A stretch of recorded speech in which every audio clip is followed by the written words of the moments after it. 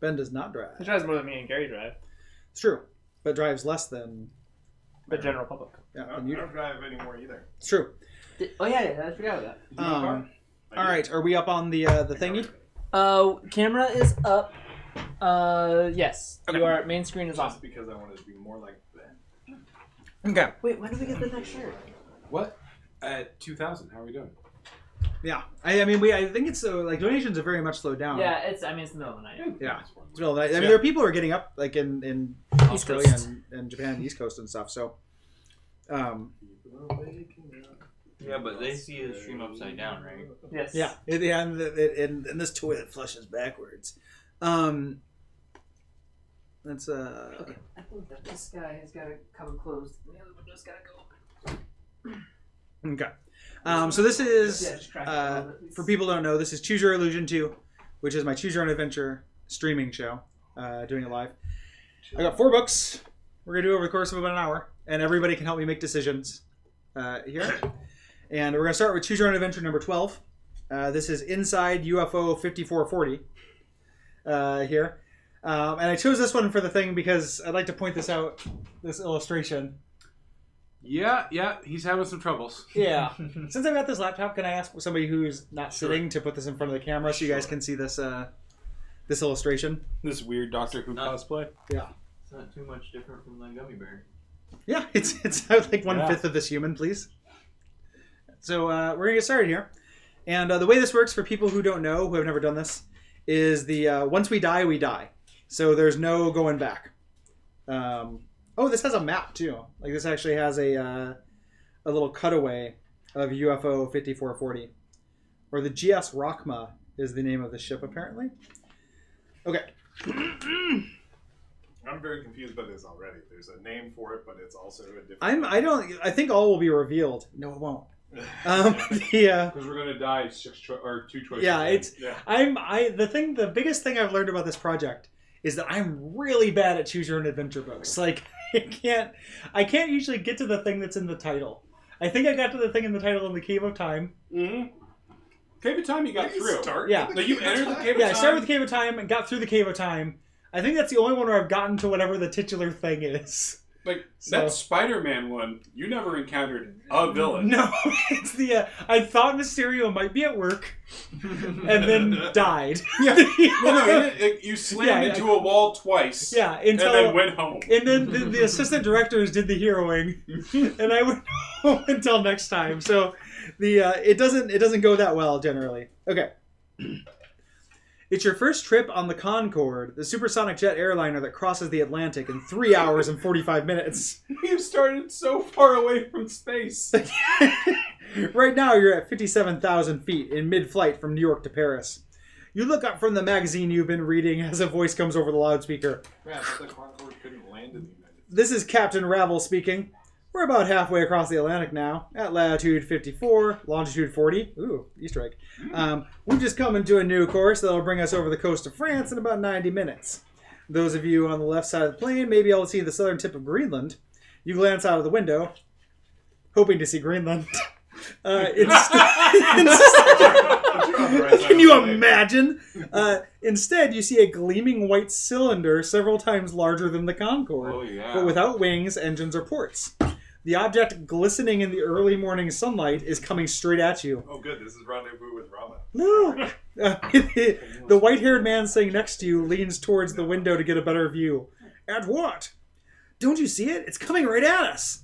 He opens his mouth to answer, but says nothing because you are no longer there. Turn to page 6. Who are you? Okay. You're you. You're sitting on a thick rubbery mat in a circular room. The room is bathed in a pale white light, yet you see no windows or doors or lamps. You remember now, sitting in the Concorde, the huge white object coming at you, almost as if it was just a second ago. That's actually not in there. The plane shuddering, and where are you? The pale light turns violet, and then mixing with oranges and reds, it brightens as if the sun were about to rise. A voice is speaking, except it's not speaking. You are hearing thoughts entering directly into your brain. Get a probe. We are the Utah Masters. You are on the galactic ship Rachma, The Earthborn Masters? orbiting the planet Earth. That's You pretty have- close to my Rama guess. It is very close to your Rama guess.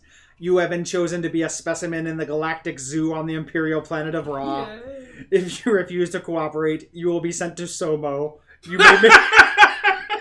You may make one statement. If you demand to be returned to Earth, turn to page 3. If you want to know more about the Utai, turn to page 4. Do I? What do you guys think? Utai. Yeah, Utai, please. Utai? Okay. This is a moment for defiance. You guys are. Turn to page 4. I mean, we'll know pretty And we, soon. and we can Yeah, wait it's- for chat votes too if you want, but... We'll do room votes just to keep on pace. Okay. Tell me more about yourselves, you say. Why did you choose to visit Earth? We study Earth people as your scientists study bacteria under a microscope. We came to Earth in search of Ultima, the planet of paradise. Oh. If you offer to help the Utai Masters find Ultima, turn to page 22. It's in Texas. If you ask the Utai how they think they could reach Ultima by visiting Earth, turn to page 25. Well, consider, my thought is, I don't know where Ultima is. How am I going to help anybody find it? So I would probably ask. I know that This is an Ultima's- RP server for Brayton. Yeah. I know that Ultima's online, so It is online. And Earth does have online. What do you think, Will? Well, at least America. Gosh. These options are very close to each other. Yeah, they are in, very physically in the book, or No, just or- like they're not. It's not that different. Like, yes, I'll help you, or why do you think you came to Earth to get it? Like, they're Boy, not that drastically different. I would ask why they came to Earth. What do you Yeah. think, Nick? I'm down for that one. I like. Well, let's do that one. Page 25. Ultima, have you read Meanwhile's? Not now. Sorry. Yes, I have. I'm in the middle of my streaming show, Choose Your Illusion 2. Oh, Will. Sorry. It's okay. I have read it, actually. I like that. How could you find Ultima while visiting Earth? You ask. The moment you speak, the sparks fly about your head, buzzing like angry bees. You dive to the floor and cover your face with your arms. The sparks die down, except for a glowing ember that lands near your feet. It flares for a few seconds and then turns gray, then black. Cautiously you touch it and then pick it up. It's like a tiny smooth pebble you might find on the beach, yet it is denser than lead! Italicized. You will cooperate. The voice is speaking again. Trying to gather your wits, you answer, I am a human being. Please! The lights flicker. The ship is descending so fast that you're pinned to the floor. You are unsuitable. We shall return you to Earth. Well, Your shit. memory will be erased. You will never know that you have been in space. Turn to page 144. 114. Oh, wow. We're just This is going to take like 10 minutes. It's we will a- go through all your books. I've done 4 of them. Yeah, I didn't bring spares, but every the other times it's taken 1 hour to do 4 of them every time so far. So Are we not doing rewinds at all? 114. No rewinds. That's Holy the rule shit! of the show. I'm sorry. That's okay. It's the rule of the show. It's not over yet. You are sitting in your room at home, feeling very strange. What's happened?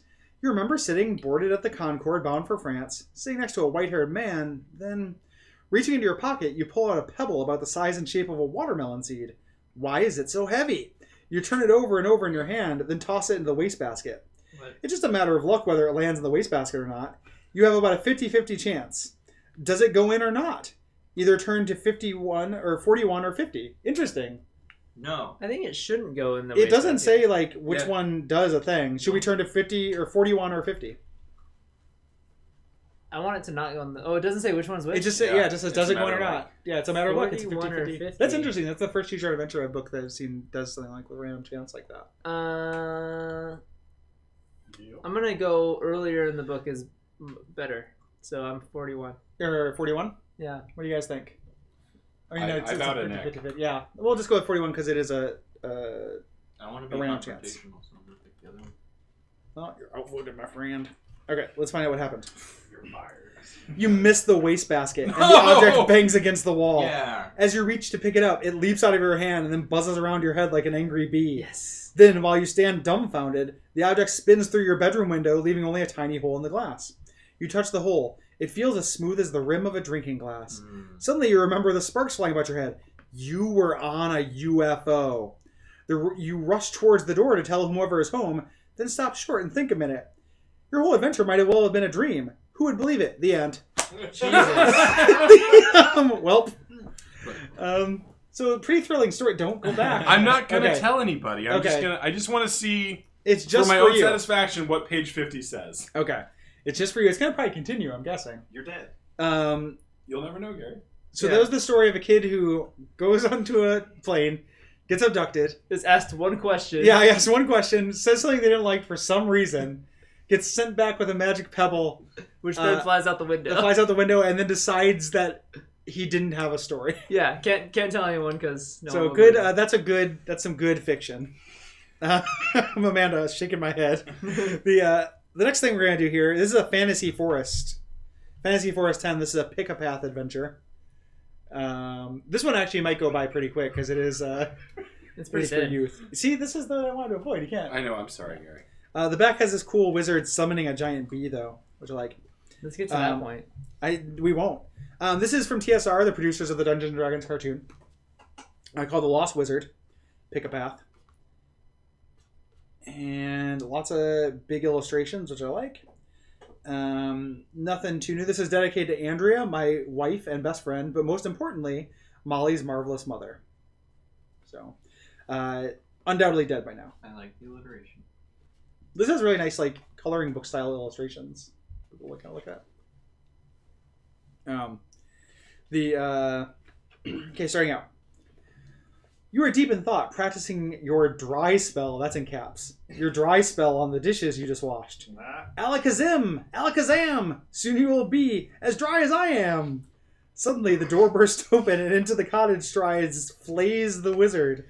He's carrying a cloth-covered cage in one hand and his magic staff in the other. What have you gotten the... You start to say, but he walks right past you without a word and goes into his workroom. You look at the dishes. They're still wet. Your spell was ruined by the commotion. Bang! Something drops on the wooden bench in the other room. You hear Flaze mumble something, and then the old wizard hurries out of his workroom, nearly slamming the door shut on his long white beard. Andrew, my young apprentice, he says to you, please stay out of my workroom today. I've captured a little pixie who is flying around our cottage, plotting some mischief, no doubt. Pixies are always bothering others with their pranks. A pixie? You've never seen one up close, but you nod and say, yes, sir. Good, now I have some business to attend in town, he continues. If the cottage is clean when I return, I may teach you a new spell in honor of my birthday. Then grabbing his staff, he walks out of the cottage. Stay out of trouble, he calls over his shoulder. I'll be back in a few hours. Fleas might sound gruff, but you know that his heart is as soft as pudding. It's a congenital pudding defect. Yeah. It's the man they call Pudding Heart. He's taken care of you since you were a baby, and now he's teaching you the ways of magic. But today is his birthday. You had forgotten all about it. If only you had something special to give him, but all you can think of is a neat and tidy house. What about a magic little pebble? Suddenly a pebble appears through the window.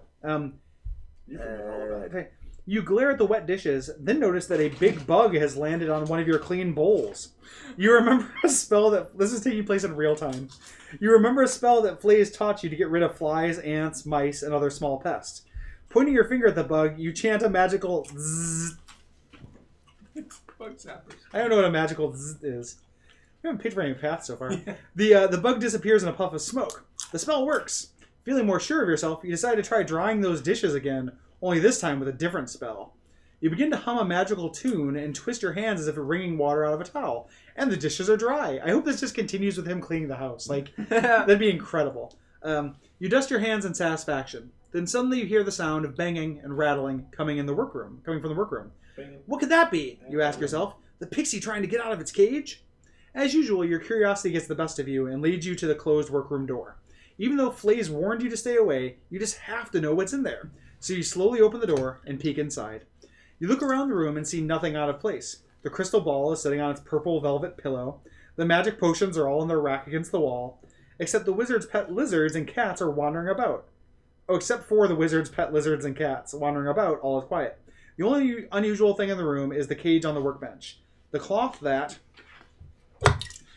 covered it has fallen to the side. The tiny door is closed and the cage is empty. Where is the pixie that Flaze said he captured? A squeaky voice pleads, Please let me out of here, Andrew. A powerful army is coming to attack our kingdom. We must warn the king and his generals. Where are you? You ask, looking around the room. I'm in your wizard's prison, the voice says.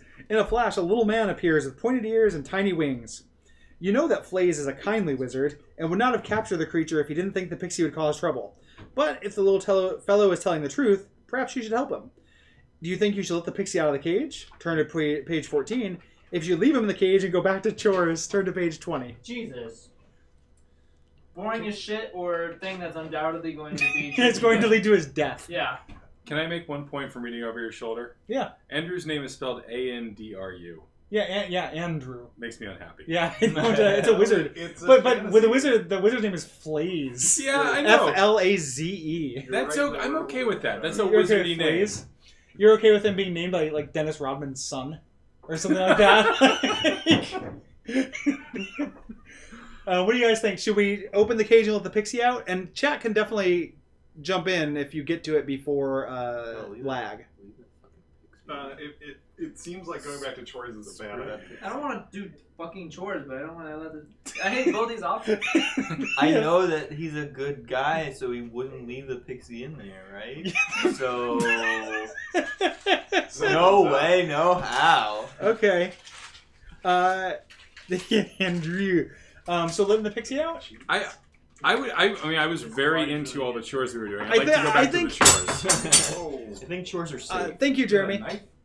Yeah. No. Jeremy, if you can send me a link to that drive because I'm on my laptop, or actually send a link to that drive to Nick, that would be awesome.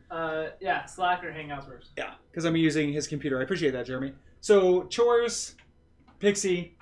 I think Nick was Pixie. I think Ben was chores, right? I think Ben was chores. Sorry, chores, Pixie. What do you think, Brayden? I said pixie. So chores, Pixie. So Cats. chat. Chat, you have to be the tiebreaker. We got one vote for chores are cool. And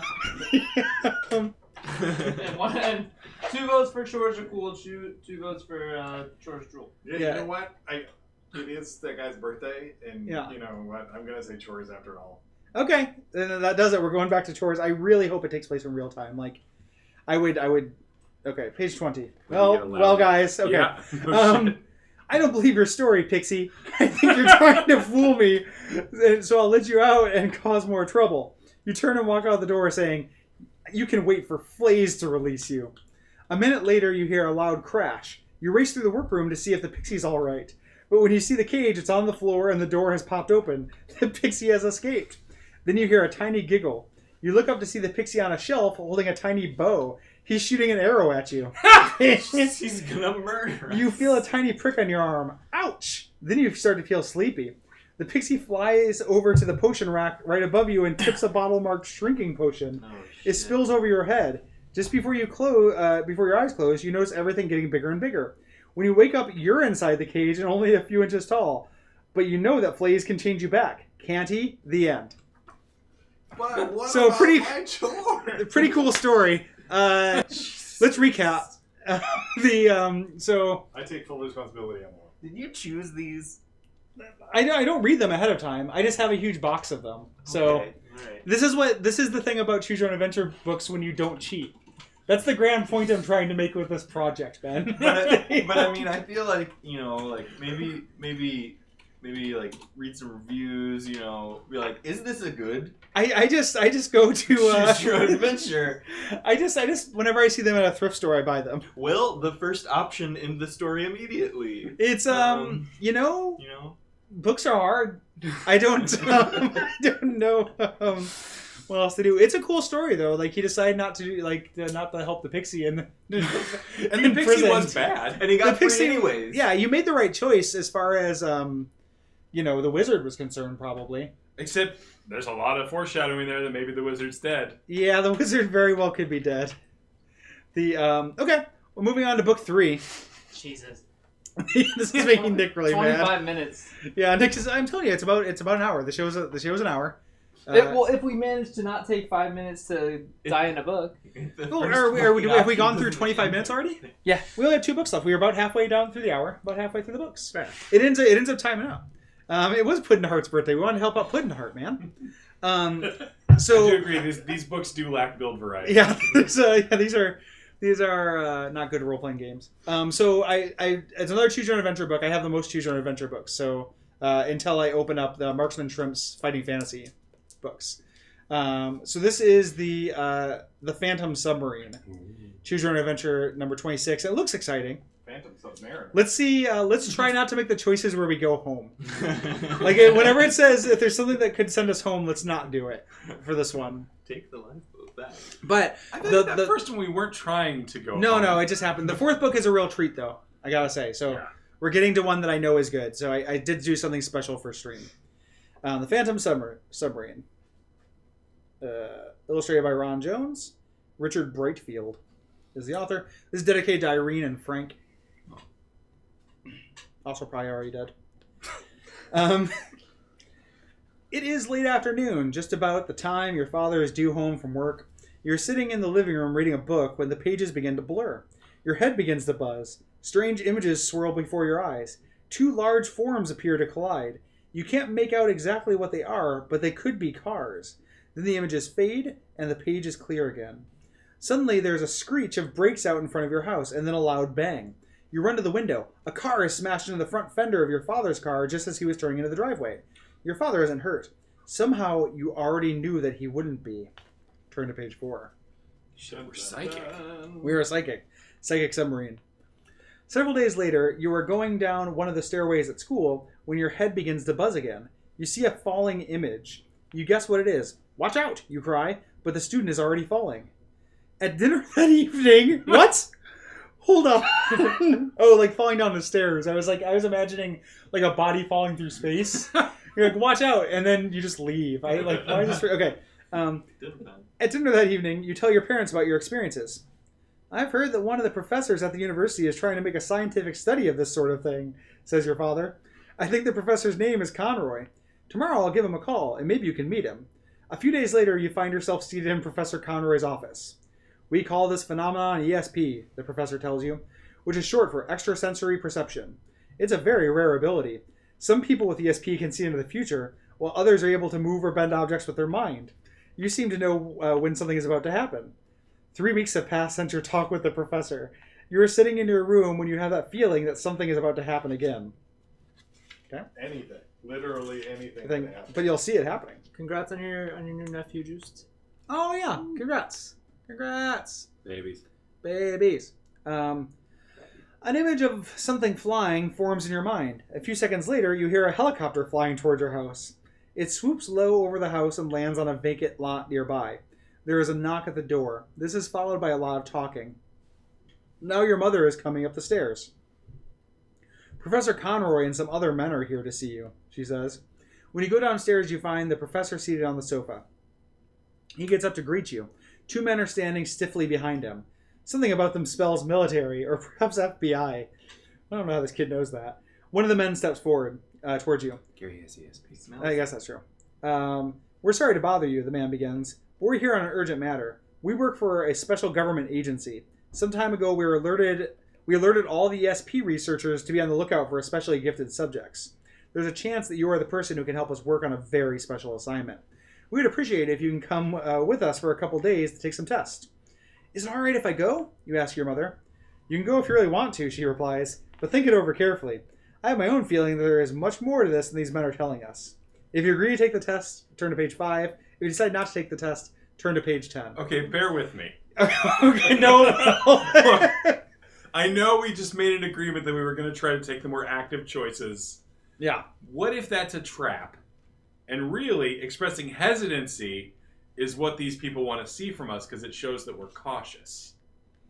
Ooh, boy. No, we're taking the test. Test? Is everybody test? Yep. Okay, I think I'd like to be on the record. If this ends, Will, I owe you a Coke. Like if this literally ends the story. I might just be trolling. So. It'd be amazing if it did. Like I don't know. I understand. Like Nick keeps getting really irritated, but I think I want these all to be stories of kids who turn down adventure. Like every time. Thanks. Yeah, no thanks to it. Like, and they should just call this whole thing "No Thanks to Adventure." That would have been a good title to this thing if I knew it was going to. Okay, let's agree to take the test. Turn to page 5. Okay, it doesn't have the end at the end. Darn. All right. I think I should go, you tell your mother. At least I'll be able to find out what's been going on in my head.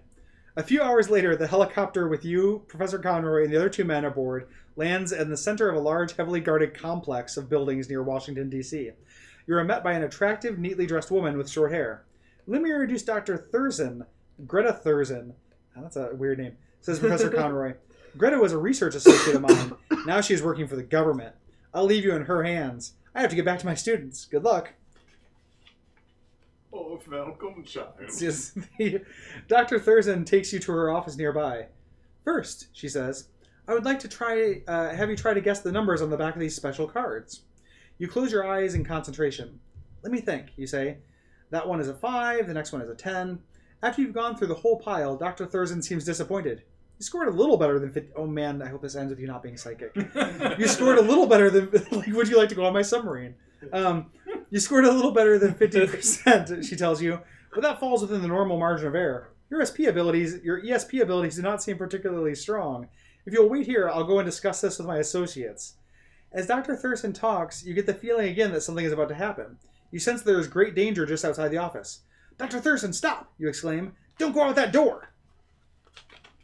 I agree. There's a submarine. Yeah, there's a submarine, a phantom submarine. There's a loud crash. Is everyone all right in there? Someone shouts. Dr. Thurston cautiously pulls open the door, now pushed slightly off its hinges. The back of a truck is jammed up against the outside of the building. An ashen-faced driver appears around the side of the truck. My brakes failed just as I was backing up, he explains. Dr. Thurston turns to you. You do have some remarkable abilities after all. You probably saved my life. I think you are exactly the person we were looking for. The two men who came with you in the helicopter arrive out of breath. Dr. Thurston explains to them what happened. They are now all looking at you. I think we've learned what we need to know, says Dr. Thurston. How would you like to play the role of ESP specialist on a research submarine? You are a bit flabbergasted, to say the least. I don't see what an ESP has to do with a submarine, you say. Good. That's what I was thinking. This is no ordinary submarine, one of the men says. It was designed so that ESP can be used in a special backup warning. We had planned a long land-based training program, but now we are pressed for time. But like in the last 2 minutes, you will have to learn. You will have to learn on the job. Period. At sea! Exclamation point.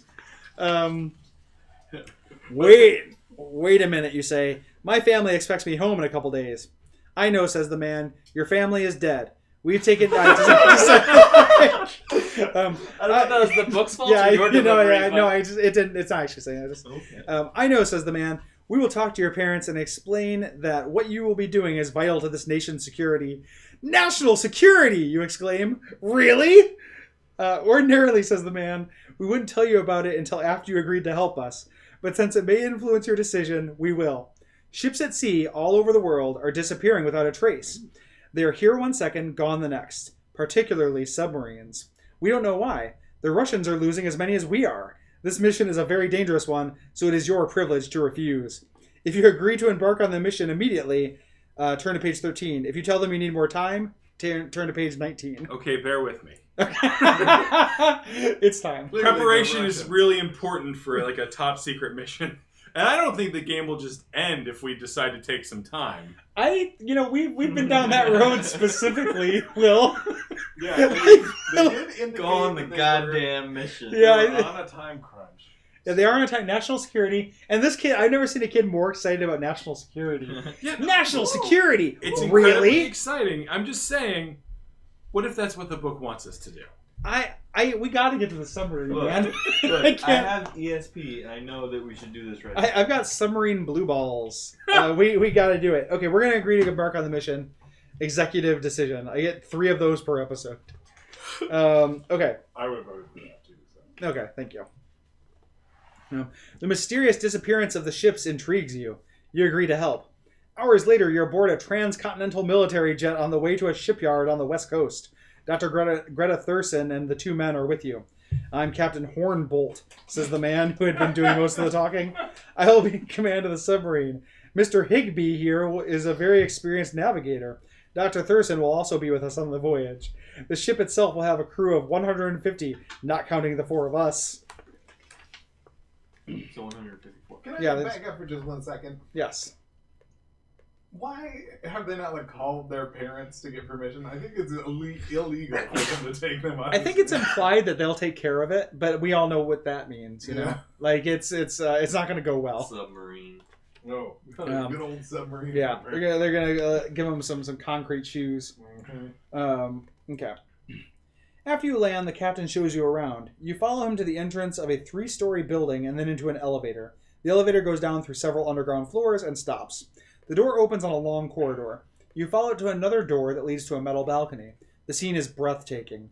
You are standing high above an enormous man-made cavern. High-intensity lights are placed at intervals along the towering walls. Far below, tiny figures swarm over a large, rounded vessel floating on an artificial lake in the center of the cavern floor. It doesn't seem like any ship or submarine that you've ever seen. It has a wide, curving front like a wing. Behind this is a long, tapering tail-like stern. It looks like an enormous manta ray. I think you can see, says the captain, why we have named the ship the Manta. The workmen are completing the final test. Unfortunately, we won't have a formal launching. Okay. Another elevator takes you down to the operational level where you board the ship. Captain Hornbolt proudly takes you through the crew's quarters, kitchen, dining hall, engine room, and torpedo room. Besides the torpedoes, says the captain, we have missile launchers. Their warheads, though not nuclear, are very powerful. We also have a small undersea scout craft housed in a special compartment that can be flooded and opened up to the outside while the Manta is still submerged. You end up in a large circular and dimly lighted control room. Suddenly, various buzzers and signal horns begin to sound throughout the ship. The doors to the control room close with a gentle thud as the watertight compartments of the ship are secured. The floor sways slightly beneath you. The Manta sinks straight down into the artificial lake for about a minute and then heads forward. We're getting underway, says Hornbolt. The wide underwater tunnel is carved out of solid rock. It leads to Puget Sound, a few miles away, which empties into the Pacific. Whoever, or whatever, is preying on our ship seems to keep close to our ports and shipyards. Many new ships have disappeared only a few miles after being launched. That's why we're being so careful this time. I still don't understand where I come in, you say. This ship has the most advanced electronic gear developed, but it's not enough, explains the captain. The electronic sensors of the other ships apparently failed. We are depending on your ESP abilities to give us an extra warning of danger. In addition, you will be called upon to make some crucial decisions that depend on your special psychic ability. You may even have to take control of the Manta if our electronic systems fail. That's quite a lot to expect from me, you say. I don't really know if I can do it. Don't worry about that, says the captain. Turn to page 16. No, that's not actually how it ends. Don't worry about that, says the captain. As soon as we reach the open sea, we'll start your training. This isn't like... We're always going to attack near port, but we won't train you until we get into the sea. This is very irresponsible. Yes. This kid is not long for this world. I almost guarantee it. I think we'd be doing him a favor if we just kill him off. So soon we'll see. Like, we got a choice coming up here. Soon you are there. Greta Thurston arrives in the control room and shows you a special concentration booth. You sit inside on a comfortable reclining chair. Even though the booth is small, you're surrounded by hundreds of dials, monitor screens, and electronic switches. Wow, this all looks so complicated, you say. I feel as if I'm inside a space capsule. Forget about all those gadgets, Dr. Thurston tells you. This booth will be totally dark and soundproof when you're concentrating. That should help you focus on your subconscious mind. Now, whatever is taking our ships could be anywhere in the ocean, anywhere in the world. Concentrate. And if you have any feelings as to where it might be, we'll head in that direction. You close your eyes and try to sense the location of the mysterious force that captures ships. If your ESP is telling you to go north towards the Arctic, turn to page 42. If your ESP is telling you to go south towards the South Pacific, turn to page 20. Okay, bear with me. Titanic was a fluke. Yeah. Heading towards... No. I mean, if the Phantom Menace of submarines is icebergs, I'll be very disappointed. Because these are bad scientists in that case. So north or south? I still vote south. South. Yeah, I vote south. South. So Okay, it is. south it is. South Pacific, page 20. Something tells me south, you say. But remember, this is my first try. Can you tell me what you felt when you decided, Dr. Thurston says? No, I'm a kid. I'm not really sure, you answer. I seem to get a feeling of warmth. I could see some swaying forms. Palm trees? You will soon have it under control, says Dr. Thurston. This is your first mission. You'll need time to get used to using your ESP. I heard 4 men in my brain. Yes. Say south. If in the following weeks, Jesus Christ, this moves fast. As the Manta silently glides beneath the water heading south, you learn to tune in to your subconscious. You also familiarize yourself with the various video screens and electronic sensors in the booth. You learn how to use the circuitry on the walls designed to collect and amplify your brain waves. These waves are able to activate special controls that can operate the ship in an emergency. You keep watching the biofeedback screen, training your mind to produce different brainwave patterns, each of which is programmed to give a specific command to the ship. It is while practicing these controls one day that you suddenly sense a menace near the sub. Something out there is in the sea, something dark and evil. I'm glad we're getting to know our undersea coffin really well. Yeah, indeed. The conventional warning devices of the Manta fail to pick up anything, but your subconscious mind is filled suddenly with a feeling of dread. A dread you can't explain. You barely have time to warn the captain when suddenly the power and control circuits in the submarines go out. The Manta coasts to a standstill. There is a confusion throughout the ship as the crew tries in vain to restore power. You sense that the ship is surrounded by a number of small subs. You can see them in your mind, closing in like a pack of sharks. You know that they're about to attack. This is the moment your training has prepared you for. You have to do something. Luckily, the ship can be controlled by your brain waves. Immediately, you activate the emergency controls. If you quickly take the ship to the surface, turn to page 69, nice. If you dive the ship at the fastest possible speed, hoping to shake off your attackers, turn to page 27. Up or down? It's a tough call. One good call. Down, in the middle of the rock. Down, down. Brayton? I gotta say up. Up. Nick? Well, what do you got? No, I want to hear what all the other options are for. Yeah, me too. I'm a down. I'm a vote down. Down? Fuck, okay. That was an Up up. feels like up. Up, Feels like so a we're down. tied. Uh, So far, we got up. Okay, well if we get Down, Chad to down. decide, I feel like it's on my. well, if we take chat, Chad is down so Chat's far. got 3 downs and an up. Yeah. Yeah, so we gotta dive. All right. Okay. Turn to page 27. We're doing pretty good on this one, guys. And we've You said don't dodged speak both too the soon. opportunities to go talk to our mom. Again. Yeah, we learned what happened. Like, actually, it's the opposite lesson of the overnight ordeal. Your mind quickly forms the thought wave patterns necessary to make the Manta dive at maximum speed. The ship moves fast, very fast. I think we did it, you say. I don't feel the presence of the attacking subs anymore. So that's what it was, says Hornbolt. That was my fear. I'm glad we got away. But what's happening now? We seem to be spinning around. It feels like a giant undersea whirlpool, you say. We're being sucked down towards the bottom at a rapid rate, and I can't stop it. There's a nerve-jarring crash as you hit the bottom. All hands check for damage, orders the captain. A few tense minutes later, Hornbolt goes through the damage reports as they are brought into the control room.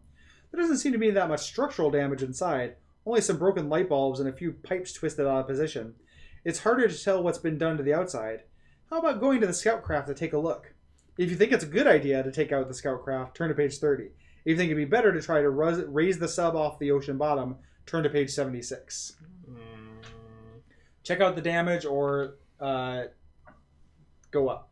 Scout craft. I'm leaving Yeah. Scout craft, Crap. scout craft, scout craft to you. Scout craft. Scout craft. Wings of Liberty. Wings of Liberty. Scout craft. Scout craft. Okay. Brood War. Very That's the scout one. craft. Jeremy Okay. asks, "Is this a chalice dungeon?" Like more or less, this one's turning more into a chalice dungeon than the other ones. Okay. This is how Page Bloodborne 30. 2 starts. I think we should get a good look at the outside of the hall before we do anything else, you say. You and Hornbolt climb into the scout craft, a disc-shaped vessel with a large central bubble like that of a helicopter. It's the UFO for the first one. No. Look out for small objects. Twin water jets push it along underwater. The little craft heads out into the strange world, its headlights probing into the darkness of the sea depths. Hornbolt turns the craft so that your beam of light illuminates the outside of the Manta.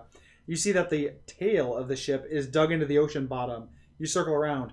Look at that, says Hornbolt. Steep rock walls on every side of us. It looks like if we crashed into an undersea canyon with overhanging cliffs above us. Or we did do that. Who's Steve Rockwall? I know That it's was also my steep. question. Steep rock walls. I'm tired. I'm The as you explore the sides of the canyon, you spot an opening in a large undersea cave. You hover by the entrance. Are my eyes playing tricks, you ask? Or is there a gleam of light in that cave? Could be some phosphorescent sea creature, says Hornbolt, or something else. I'd like to get a look at it. The light gets brighter the deeper you go into the cave. No sea creature can make a light that bright, says Hornbolt. The cave leads into a huge undersea amphitheater. The water is crystal clear, almost transparent as air. The entire though it's waterworks. The entire cavern, several miles across, glows with a soft light. The vast floor is covered with multicolored corals of every kind and description. In the center of the cavern, still some distance off, is an immense, curious-looking rectangular structure. It's a relay. For a moment, you think that it might be a huge solid block, and then you notice a small round openings near the bottom of the structure. Look, says Hornbolt. Our pressure gauge shows only 40 feet of water pressure. Is that possible? We must be down a couple thousand feet at least. If this pressure reading is correct, it means that we can use our face masks and small oxygen tanks to explore that structure. Do you sense any danger here? If your ESP says it's safe to explore, go to 32. If you sense it might be too dangerous, go to 74. Explorer. Explore? Safe. Forward. Explorer, Never yes. Forward. 32. I'm looking over Gary's shoulder and memorizing which pages have the end on them, and I'm trying to avoid them. Okay. Let's explore, you say. I don't sense any danger. Then I'll show you how to put on the diving equipment stored in the scout craft, says the Hornbolt. We're so undertrained. We're We're 14-year-old Yeah, children. we're just Do you a have any child. scuba training? No, You're a very young we're at girl, the bottom like of this- the ocean. yeah. It'll be fun. The two of you leave through a small airlock in the back of the craft and head towards one of the round openings. It is really a short tunnel, brilliantly lit inside. You enter the tunnel and soon come to a translucent window. Hornbolt raps on it and it slides open. The two of you swim through. Beyond the window is a vast open space. The floor is filled with ships of every description. An ancient galleys, full rigged sailing ships, modern freighters, even ocean liners, and submarines. From the most primitive to the most advanced atomic models. Wow, this looks like a museum, you say. Whoever brought these here must have been causing all the disappearances. It gives me the shivers, whatever it is, says the captain. I think we should get out of here. Wait a minute, you say. Look over there. Those are the strangest looking vessels I've ever seen. Let's get a closer look. Are you absolutely sure we're still safe down here? Says Hornbolt. If you're beginning to sense danger, turn to page 109. If you're sure it's still safe, turn to page 83. This just gives you the option to end it whenever you want. Like, Yeah. this is... Danger. I think we're sensing danger, man. You want to sense danger at this point? Yeah. Okay, I think that might have us go home, but... I think this is You think this is the this trap? is comfortable. Yeah, I think this is a trap. Yeah, Yeah. I think it's good to sense the danger in this situation. Okay, so 2 No, votes for it's- danger. it's just- Keep in mind, danger is not exploring these alien crafts. What do you Oh, think, Ben? Wait. Okay. Yeah, so it's either we either go forward or we go back. Or it I- sounds like. I'm missing. So still saying going back. I'm gonna say go forward. You're saying go forward. Go forward, go back, Ben. Forward, are you okay, Ben? Okay. I don't appreciate the categorization of this, or the characterization of this as going back. I think this is just Being cautious. Yeah. I mean, we might get caught by a kraken or something. yeah. Regardless. I think you guys are walking into a death trap. What do you think, Nick? I see both sides.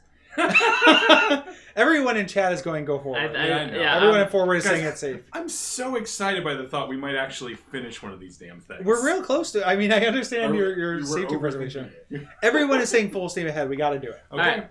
It might be bad. That I'm seems to be the answer in this. We're sure it's So safe. far in this book, it's always been choose the go forward option. Okay. You feel it's safe enough to swim over to one of the strange ships. What do you think, or who do you think made it? You ask Hornbolt. This doesn't look like an Earth-made craft at all, he says. It's more like a spaceship from another planet. Let's try to get inside and see what it looks like, you say. That door might lead to an airlock of some sort. You and Hornbolt enter the alien craft.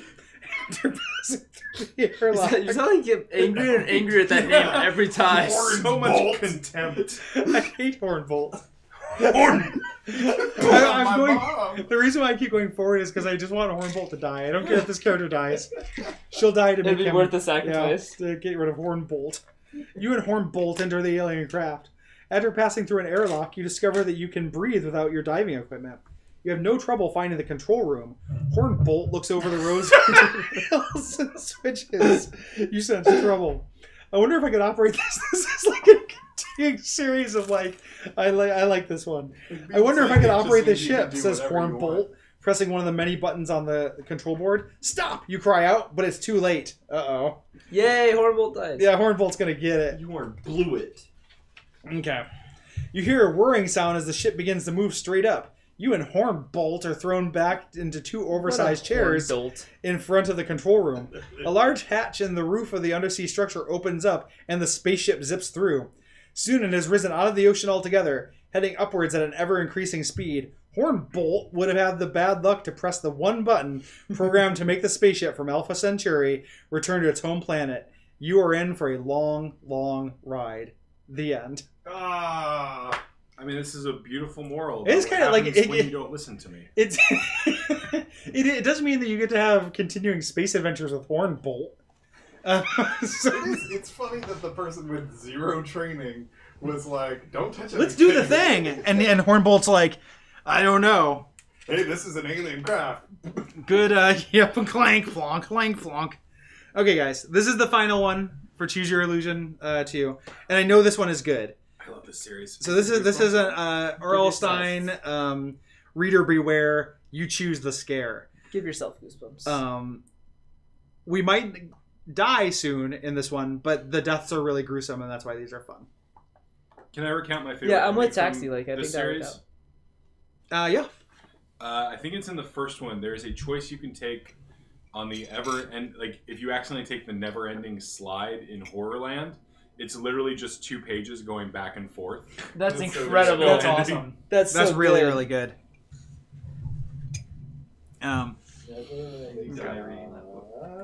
Hey, Joan. You have to read it forever. Okay, guys. Put it down. Welcome back, the Joel. finale. Okay. Yes, Amanda says 80 to 90% of Choose Your Own Adventure books end with you leaving on an alien spaceship. That has been true in my experience. Okay. Cool! You exclaim to your best friends, Liz and Jake. The field trip to the Wicked Wax Museum is today. I can't believe our class gets to see it the day before its grand opening. The wickety whack The music. wiggity whack museum. Finally, Mr. Dunning's history class won't be such a bore, Jake adds, flipping his black baseball cap around backwards. Oh no. Mr. Dunning, more like Mr. Doll. You're supposed to at least match the syllables. Yeah, Second draft, man. You said it, Liz giggles. Her red curls bounce when she I laughs. hope her real name was Liz Giggles. Liz giggles. Here she is. Hey, why is it called the Wicked Wax Museum anyway? That's the name of the guy who owns it, Jake explains. Dr. Izzy Wicked. He made all the wax figures. Yes, he is. Well, according to Mr. Doll, Liz adds, the museum is supposed to bring history to life for us or something like that. Yeah, right, Jake smirks. And maybe the wax figures will come to life too. Oh, gross, Liz cries. You're giving me the creeps, Jake. Come on, you two, you say. The bus is here. Let's be first in line so we can grab the back seats. Jake is gonna die right quick. On the bus, you rush to the back. You and Liz take a 2-seater. Jake sits alone across the aisle with his red sneakered feet on the seat. Now, no one else can sit there. Jake leans back. His chin-length brown hair falls over the top of the seat. Let's get this crate rolling, he mutters.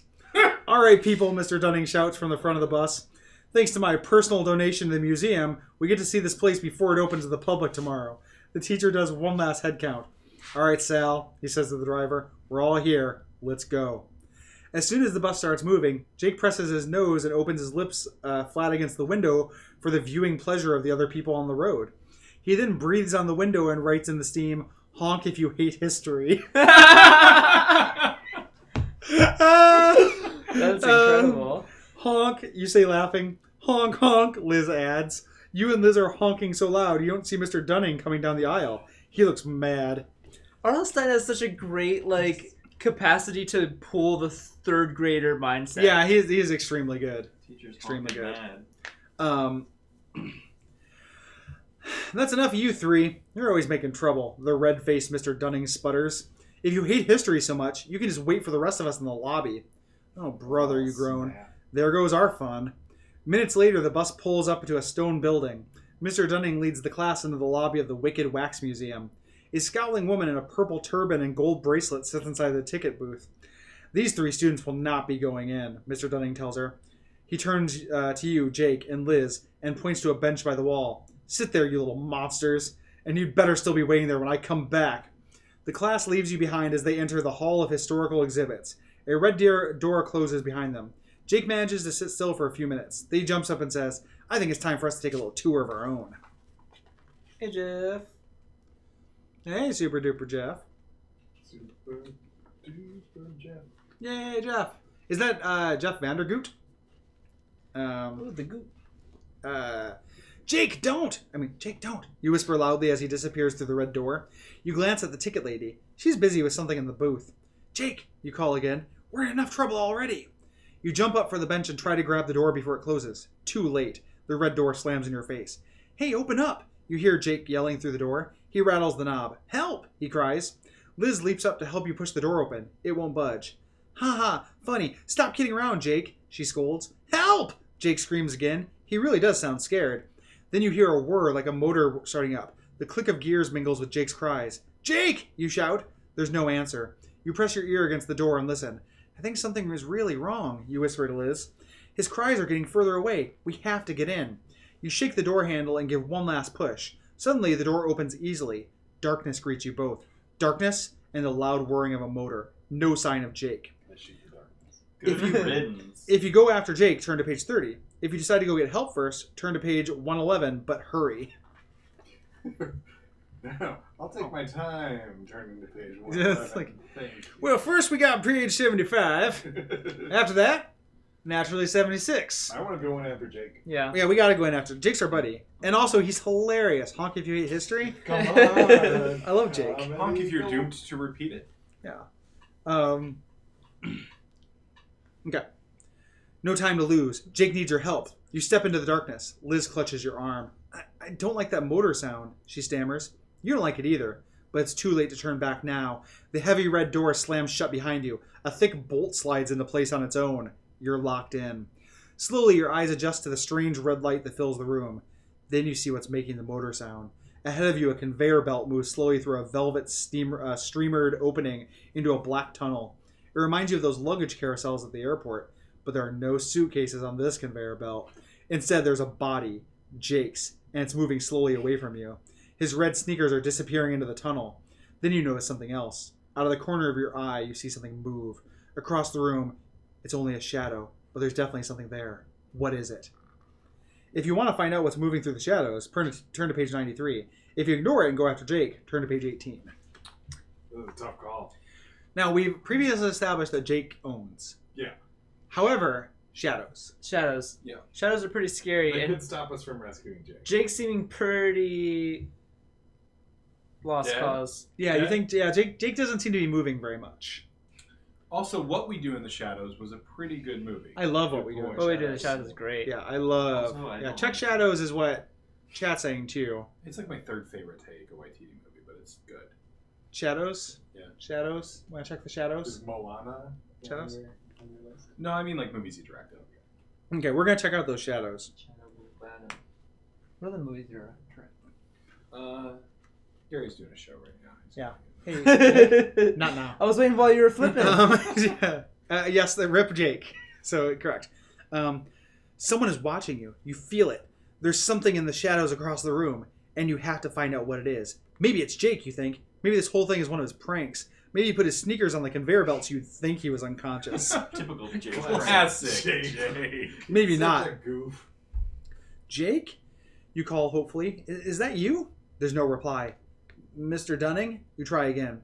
A spotlight suddenly shines down from the ceiling. It blinds you for a moment. Then you and Liz both gasp.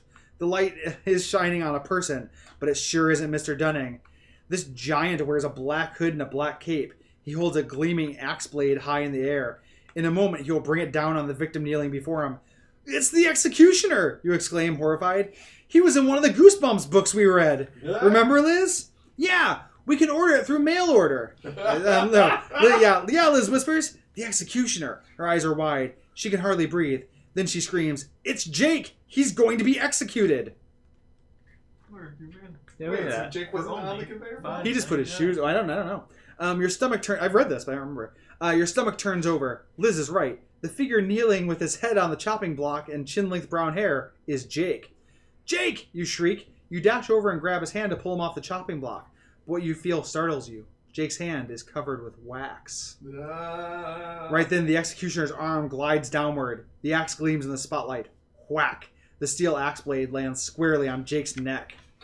Jesus. These are good books, man. I'm going to get this whole series. Like, I am way into how gory and dark these are for kids' books. The whack of the axe on the chopping block is followed by a thud. The severed head rolls, lands at your feet. Ah! You scream. Two glassy... Gary, that was way underacted. Just imagine it's Hornblatt or whatever. Hornblatt! You scream. Hornbolt! You scream. Two glassy eyes are staring up at you. But wait, Those aren't Jake's eyes at all. They're marbles, you exclaimed to Liz. This is a wax figure. It's part of the exhibit. It doesn't even look like Jake, except for the hair. Ha! Liz laughs nervously. I wasn't fooled for 1 minute. Were you? She looks at the headless wax figure and shudders. I wasn't scared, you reply, trying to sound braver than you feel. To prove it, you reach up and tweak the executioner's nipples. No, it doesn't. You reach up and tweak the executioner's waxy nose. It's all fake, see? Yeah, Liz says, giving the towering figure's cheek a pinch. Just fake. You're not sure anymore, though. You don't want to scare Liz or anything. But when you touched the nose, it felt... Was it breath? Yes, warm breath, coming from the executioner. But that's impossible. Or is it? Take a deep breath and turn the page. Anybody want a peanut? You turn back and come face to face with the man in overall. What? Wait, what? Oh, turn to page 86. Okay. Pardon me? There's overalls involved? You lean closer to the executioner. This time you're sure. The wax figure's chest is definitely moving. Slowly. In and out. Is this part of the exhibit? What are you doing? Liz jokes. Checking him for bad breath? Do you see it? You whisper. See what? Liz asks. She takes a closer look at the wax axe man. Then her eyes grow wide. Such a good line. Her eyes grow wide. They made it look like he's breathing. The spotlight above the exhibit flickers. Liz grabs your arm. This is too creepy, she cries. Let's find Jake and get out of here. But you're too busy examining the executioner. Curiosity overcomes your fear. You scratch at one waxy hand with your fingernail. It kind of grosses you out, but at the same time, it fascinates you. All the while, the big wax figure's barrel chest moves in and out, ever so gently. Turn to page 78 to see what you find. So gently. We've been on this dude for too many pages. It's we're really into this. Get one. out, And I like kiddos. that it's just leading us to other things. Yeah, it's just there's no choices here. There's no choices. The wax on the hand of the executioner peels away easily. You flick a soft lump of the stuff off your finger and scratch some more. This time, you scrape a patch on his arm. You dig deeper with your nail. Under the cool layers of wax, you feel a warm spot. You squint your eyes and look closer. Is it only flesh-colored wax, or is it really flesh? Turn to page 132. Wax-colored flesh. You're busy scratching the wax surface of the executioner that you hardly notice what's happening, but it gradually dawns on you. Fingers. 5 of them. Fingers have wrapped themselves around your right arm, and they're starting to squeeze. You can't bring yourself to raise your eyes to the executioner's face. Your eyes are about level with his chest. In and out. In and out. You gulp. Liz, you say? I certainly hope that's you squeezing my arm. Knock it off, Liz says from across the room. You're scaring me. They're not Liz's fingers. That can only mean one thing. What happens next depends on how easily scared you get. Are you the type who flies into a panic? Or are you cool and collected when things get scary? Go ahead and test yourself. Hold your hand away from your body. Can you keep your fingers perfectly still, or do they wiggle and twitch? All right.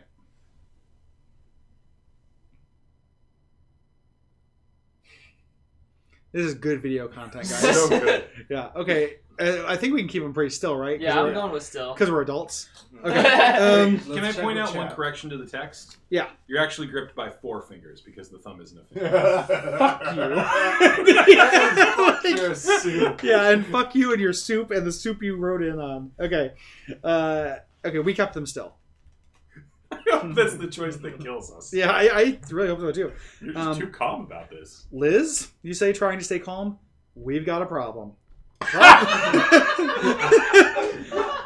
Problem, Liz asks. What problem? She looks right at you, but she doesn't realize why you're standing so still. What is it? She asks, staring at you. You move your eyes downward. My hand, you whisper softly. His hand, you add even more softly. Liz looks at the executioner's fingers wrapped tightly around your hand. As she's watching, the executioner raises his index finger and waves it at Liz. He's alive! She screams.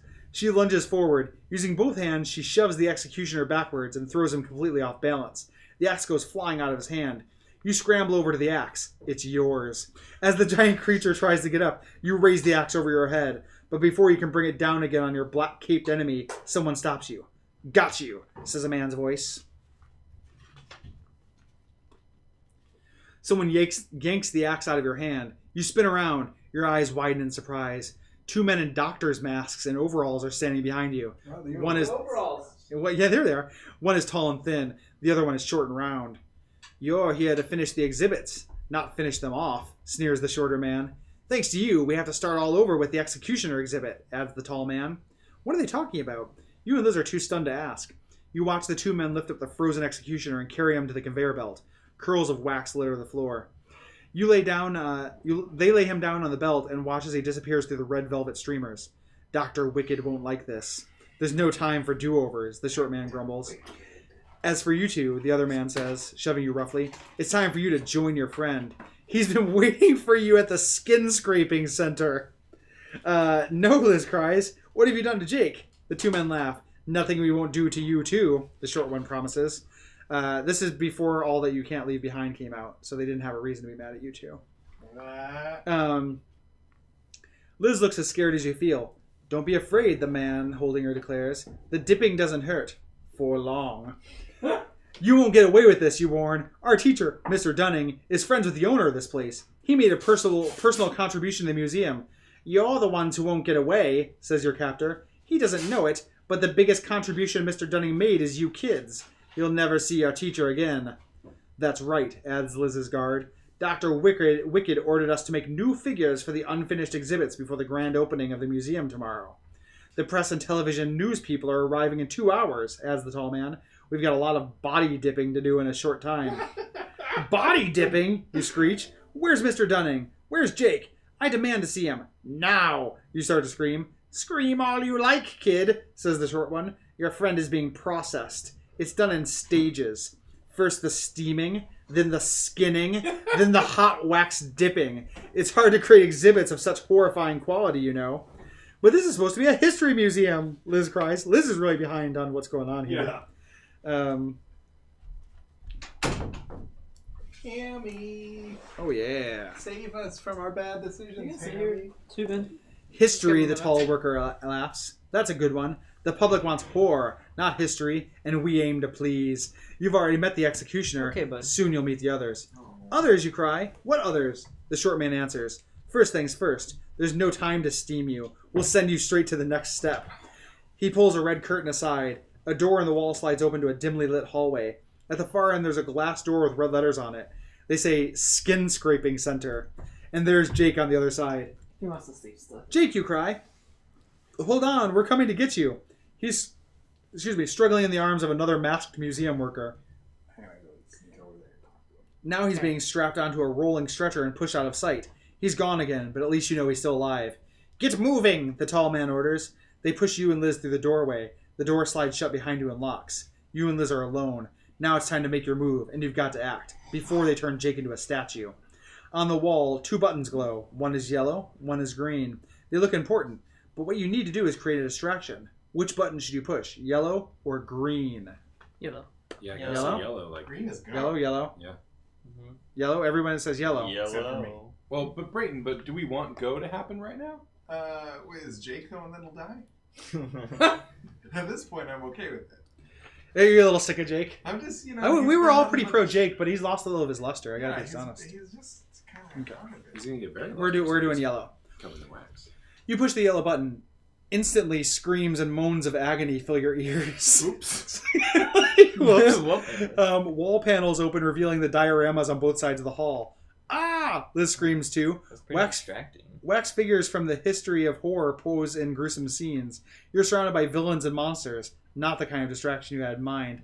Count Dracula bears fangs dripping with the blood of the wax victim in his arms. The creature from the Black Lagoon drags a screaming woman into a steaming swamp. Mud monsters, King Jelly Jam, the Mummy, monsters. Jelly Jam. The monsters from every Goosebumps book you've ever read, every movie you've ever seen. They're all here with you in the exhibit in the Hall of Horror. But they're only wax, you tell yourself. Exhibits in the museum, and all that roaring and screaming and crying, that's being pumped in through the speakers. Scary, but fake, right? Meanwhile, the Skin Scraping Center sign flashes on and off at the end of the hall, reminding you of the real danger ahead. God, I love the Skin Scraping Center. I'd like to point out, again, from the over-the-shoulder perspective, Goosebumps is always printed in all caps. Yeah, it's really good. There's no safe place to go. The door behind you is locked. The door ahead of you leads to the skin scraping, whatever that is. But you know you have to get You know there. what it is. I can follow a trail of breadcrumbs that's 2 clues long to tell what's happening in the skin scraping center. But you know you have to get there and save Jake. You and Liz cling to each other as you walk through the Hall of Horrors, past Count Dracula, past the creature of the Black Lagoon, past the mud monsters, past all of them. The hall is about as long as a football field, and you're halfway through. You stop. Did you see what you thought you saw? You study the waxy red drips of blood clinging to Dracula's fangs. His lips are curled back, showing blood-soaked gums and a crimson tongue. Out of the corner of your eye, you see the scaly creature of the Black Lagoon in the next exhibit case. His webbed hands clutch the long hair of his victim and tighten their grip right in front of your eyes. You weren't just imagining things. Count Dracula really is turning to focus his red eyes on you, and so are all the figures in the wicked Hall of Wax. Ooh, They're all alive, just like the executioner. As if they can read your thoughts, suddenly all the wax creatures drop their victims and turn their evil eyes on you.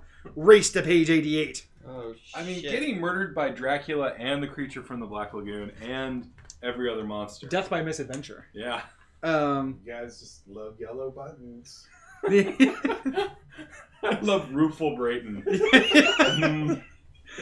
Said green. Should have gone to green. All at once, the living, breathing wax villains step, crawl, and fall out of their horror scenes. Clawed hands, fanged mouths, and slime-covered arms reach out for you and Liz. You decide not to stick around and find out what they have in mind. Run, Liz! You cry over the shouts, moans, and groans of the pack of creatures. Run to the skin center. I feel like he left out a pretty important word. Yeah. The skin center. Yeah, no. I remember they do something They do about something skin. with skin? Is it good? Maybe. Like, I feel like it's probably good, right? Like, especially like that skin- smoothing. Yeah, skin smoothing. Smooth skin. Like some kind of like skin cleaning? Okay. Exfoliating kind Yeah. of. Run to the skin center. You both make a mad dash for the end of the hall, but Count Dracula steps ahead of you. His cold, waxy form steps into your path just before you get to the glass door. He smiles a horrible, fanged smile. You put on the brakes and take a step back. The rest of the wax attackers line up behind the Count. The Wolfman growls. The Frankenstein monster groans. Breathing their hot, rancid breath in your face, they advance on you. You retreat in sheer terror. Your legs are shaking. Liz's teeth are chattering. Looks as if they've all got you trapped. The door behind you is locked. Remember? Dracula licks his lips hungrily. With all these monsters breathing down your necks, there's only one thing you can think to do. Go to page 55. Die. Is this a better choose your own adventure book because there aren't as many choices in it? No? I feel like it's telling a better story, and maybe that's just because it's better written, but like... Yeah. The, you put... I'll turn to page 55. Oh, you push the green button, because you go back and push the button. You push the green button. The ceiling above you opens up. A pair of large tongs reaches down and lifts you and Liz up through the opening in the ceiling. As you rise, you see the floor below you speeding downward and away from you. In fact, you realize you're not moving up at all. The tongs are holding you in place while all that is below you sinks further away. Are they just going to keep us hanging here? You wonder aloud. You spoke too soon. A veil of mist gathers at your feet. Your feeling of dangling in midair disappears. Solid ground is under your feet again. You peer down and see that you're standing on a sidewalk. The tongs release you and vanish. When you glance up to see what happened to them, you see a row of small apartment buildings. Hey, what is this place, you say? Is this the same page we would have ended up at if we just hit green button in the first place? Yeah, probably. Yeah. I don't actually know, but... We just had a side quest. We Yeah, got just a a little little Dracula. side We just loop got a and little came back. Yeah, a little side Dracula. Wait, that's slow before we could go. It's so foggy here.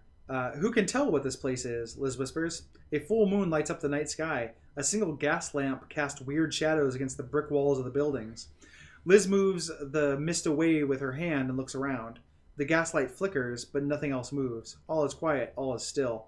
It's a city, Liz says softly. An empty city, it looks like. You reply a little nervously. We're the only ones here.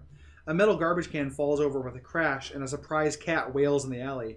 You turn in the direction of the noise and scream. Liz, look out, behind you. Liz rolls around and gasps. Uh-oh, you're not the only ones here after all. Hurry to page 94. The tall, shadowy figure of a man stands in the swirling cloud of mist. He wears a dark overcoat and a wide-brimmed hat pulled down over his eyes. As the fog clears, you see that his hands are stretched out in front of him. He's reaching for Liz's throat. Look out, he's going to strangle you, you exclaim. Liz ducks. The strangler keeps reaching out for her. This time, you reach for her too. You pull her in the opposite direction and start running. Are those footsteps behind you? Is the strangler following you? You desperately want to look back, but it might slow you down. If you look over your shoulder, turn to page 50. If you keep running, turn to page 8. I mean, this might just be the nice old man from Home Alone. That's true. Yeah, That no, was a it's subversion. Mr. Jacob B. Strangler? Mr. Jacob B. Strangling?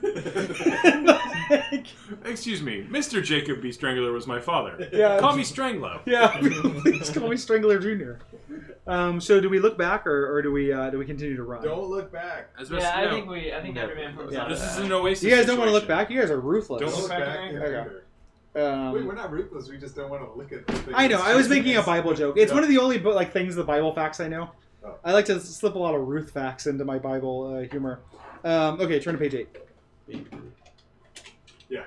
Beyblade? No, Beyblade. Beyblade. Thank you. Let him. Bakugan. Oh, Bakugan. I found the Bakugan.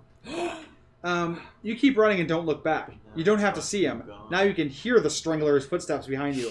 Hurry, Liz. He's following us. You run to the entrance door of the brick apartment building across the street and try the handle. Locked. The Strangler is catching up. You hurry to the next door. Locked. The Strangler is closing in on you. Liz trips and stumbles. My ankle! She cries, hopping on one foot. I twisted it! The Strangler is gaining on you. You drag Liz to the next door. Locked. It's like Silent Hill. All locked. There's only one building left to try. Liz, you say, pulling her along behind you. Come on. You've got to make it a little further. You reach the door of the last building. There's a candle burning in the window on the top floor. You whisper hoarsely to Liz. This one's got to open for us. Locked. Locked. That'd be amazing if this ends up being locked. It won't be, though. This is like. This reminds me of what is that? The Star Wars game where you actually get to play as a villain.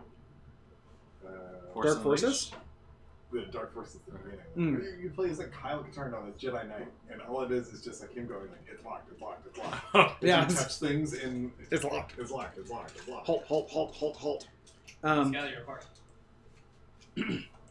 You turn the handle. The door is unlocked. You push it open and pull Liz inside the warm building. There's a staircase in front of you. You turn back and see the Strangler reaching the walkway leading to the door. You have only seconds before he'll get you. You and Liz race up the stairs just steps ahead of the menacing man. He catches you by the hand. Got you, he growls. Let me go, you cry, twisting your hand in his. Liz pulls at you and you pull at him. You scratch at his gripping hand with your free hand. Gobs of soft wax are stuck under your fingernails. He's wax just like the others. Wax, but alive too.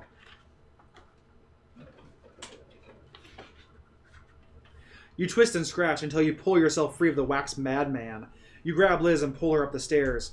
You reach the room where the light is on. There's no time to knock. You throw open the door and come face to face with the tall museum worker who captured you in the executioner's room. He's still wearing his white overalls, but he's taken off his doctor's mask. I've been expecting you, he says. You didn't really think you could get away, did you? You're staying with us forever. He looks past you and speaks to the man behind you. Aren't they, Strangler Jr.? He turns to run. You turn to run, but the Strangler's towering figure blocks the way. Why try to leave? The man in overalls snarls. You should feel honored to be part of the grand opening of the museum. While he talks, you search the room with your eyes. You're looking for anything that might save you and Liz. Then you see it. A candle in the window. You've got an idea, and it just might work. Candle in the window. Junior. With your eyes on the candle in the window, you start screaming wildly. You fling your arms in the air and flap your hands. You bob your head up and down like a dashboard doll with a loose spring. Grab the kid, the worker shouts at the Strangler. Liz can't believe her eyes. You've never gone totally berserk before.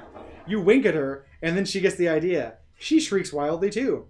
When your attention turns to Liz, you reach for the when their attention turns to Liz, you reach for the candle in the window.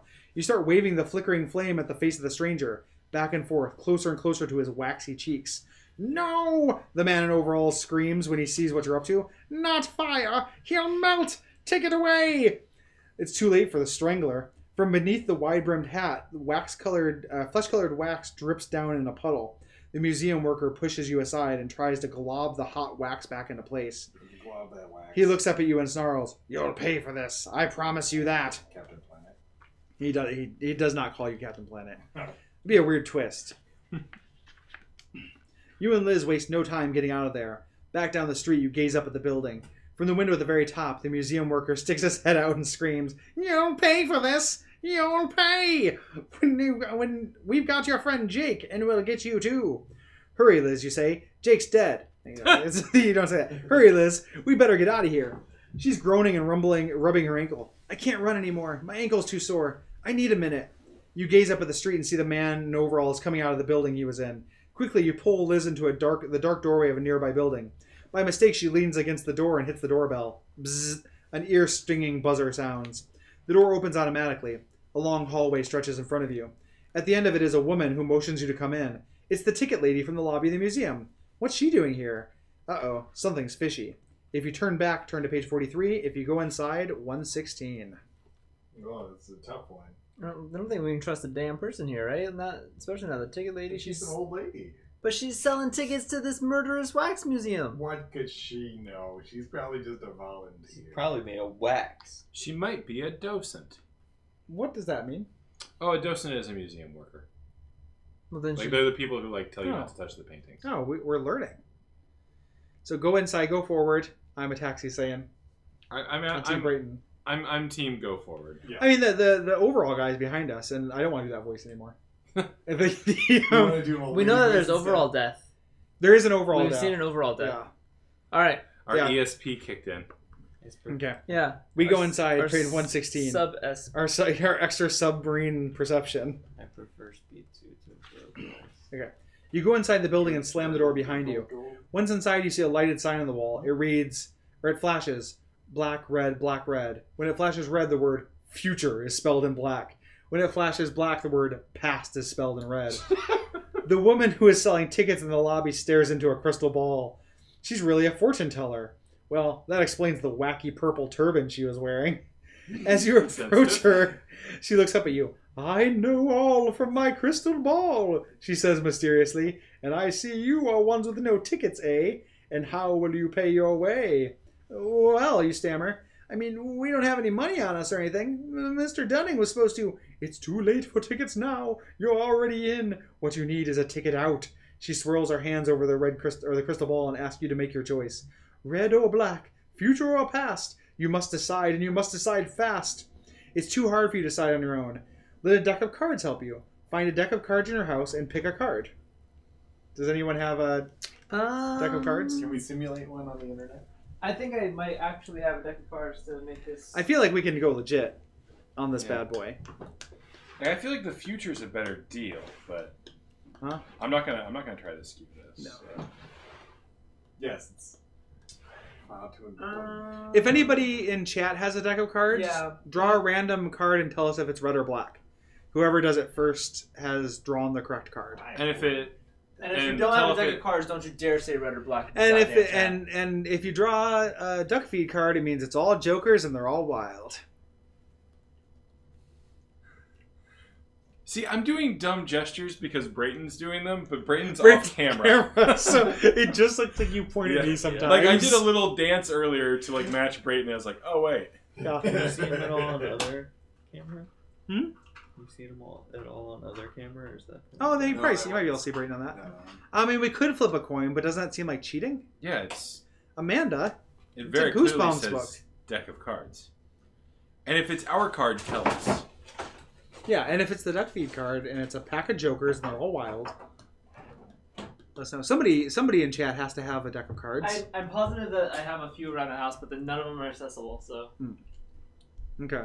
We're gonna sit here till someone. We'll sit here all night. Screw charity. Okay. That's some Somebody's- donations. Yeah, we did get a couple donations, but let's my rationality it's true. Let's no, I mean it's okay, baby. Let's see. Is there a virtual deck of cards on phone? I think that's reasonable. I think random might actually have one. Yeah, random does have like cards and Playing card shuffler. yeah. Here we go. We're gonna do a virtual card. Come on, red. First card is Jack of Spades. It is black. Spades is black. Fuck the Okay. past. We're going to the. Oh man. Well, you guys aren't gonna like this. If you pick a black card for pass, turn to page 1. What? What? Cool. Really? You exclaim to your best friends Liz and Jake. The field trip to the Wicked Wax Museum is today. I can't believe let's see how quick we can end this. I can't believe our class gets to see it the day before the Ben's gonna kill me. The day before the grand opening. Finally, Mr. Dunning's history class won't be such a bore. Jake adds, flipping his black baseball cap around backwards. Mr. Dunning, more like Mr. Doll. You said it, Liz giggles. Her red curls bounce when she laughs. Hey, why is it called the Wicked Wax Museum? History. That's the name. Hey, who owns it, Jack? This actually does really own. I gotta say, like, this is pretty good.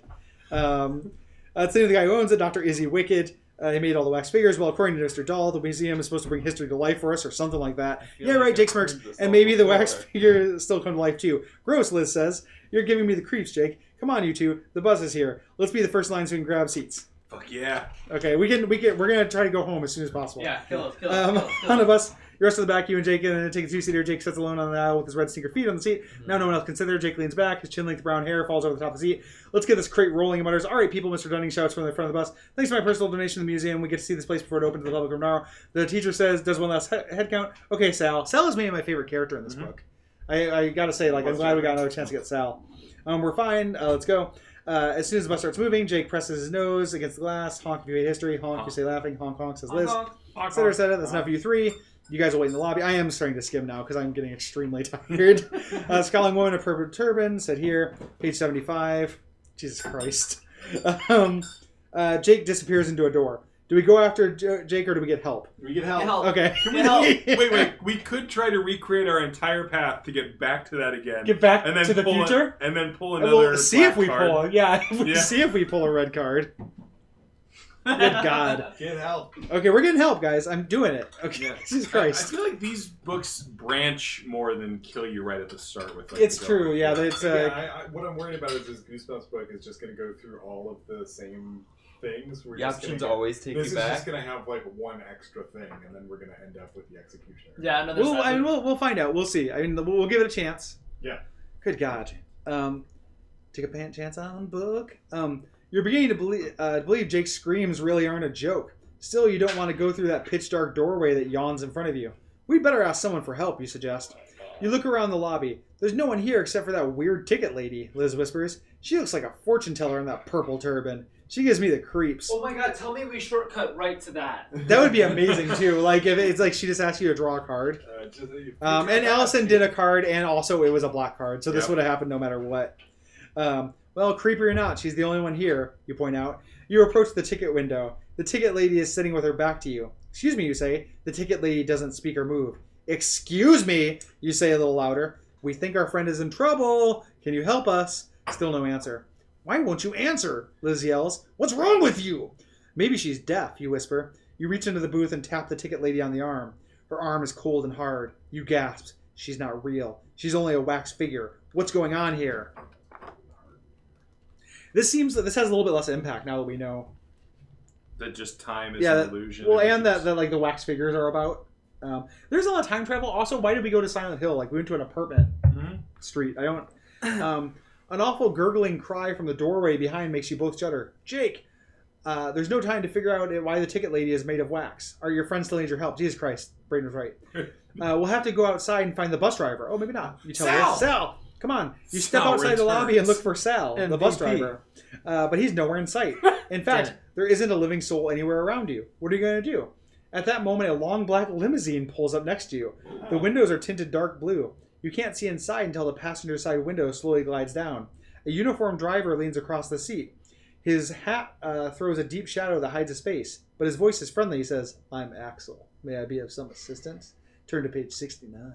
Whoa. Wow. Jesus Christ, Axel, you're coming on strong. Yeah, this book took a twist. It's coming. Help! Liz cries. Our friend is trapped in the museum, and we can't find anyone to help us rescue him. Calm down, Axel says. There's a phone in the back seat. Get in. You can call for help. The limo's back door opens. You spot the phone, but that's not all you see. The car is equipped with the works. There's a television, a refrigerator filled with soda and snacks, a CD player, and every CD anyone could want. Wow, this car is loaded, you declare, completely forgetting about your friend. It doesn't say that. The driver laughs. That's right. Hop in and help yourselves to a soda. Put on some music. Your parents told you never to get into a stranger's limo. On the other hand, You do need to call for help, and a cold soda sure would taste good. What do? We're definitely getting in the limo. Right? Yeah. Yeah. We need to kill this Yeah, kid. this segment has to end. This fucking time travel. Yeah, we're getting in the limo at page 118. Cold soda sure would taste. So what if your parents told you not to get into strange cars? This is an exception! Alright, you exclaim. Liz steps into the luxurious limo first and leans back in the buttery leather seat. Yeah. You follow her and reach for a soda. Without warning, the door slams, power locks click, seatbelts shoot out of the straps and shoot out and strap you tightly in place. Strapped and trapped. Axel guns the engine. Hey, you yell. What's going on? The limo roars away. You twist in your seat to stare back at the museum. Where's Mr. Dunning when you need him? A figure runs out of the front door. It's Jake, Liz cries. Jake is waving his arms and shouting. You can hear the words faintly. Come back, he yells. It was just a joke. A joke? Liz sputters. I'm gonna kill Jake. A sudden burst of blue light like a camera flash blinds you. When you can see again, you glare at Axel in the rearview mirror. What's the big idea, you ask? You start to ask, actually. The words never leave your mouth. Instead, you gape in horror at Axel's face. He's waxed. It's not gonna have very much impact. Yow! He's a monster, Liz yells. Yeah. What happened to your face, you croak?